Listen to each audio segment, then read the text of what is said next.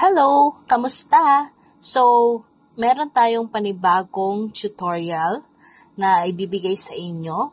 At ang ituturo ko sa inyo ngayon ay degree Celsius to degree Kelvin. So, this is Celsius and this is Kelvin.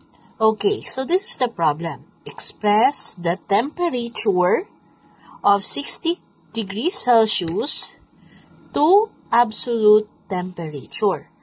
So, pag sinabi natin absolute temperature, that is degree Kelvin. Okay? So, start tayo. So, paano natin makukuha yung degree Kelvin with a given degree Celsius? So, tandaan natin, that is 60 degrees Celsius. So, Kelvin, degree Kelvin, or Kelvin is equivalent to the given degree Celsius plus 273.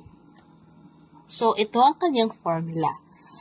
Kaya, ilagay natin dito yung 60 degrees Celsius plus 273. So, ang result po niyan ay 333 degree Kelvin. So, ang mangyayari na ito, yung 60 degrees Celsius ay equivalent sa 333 degree Kelvin.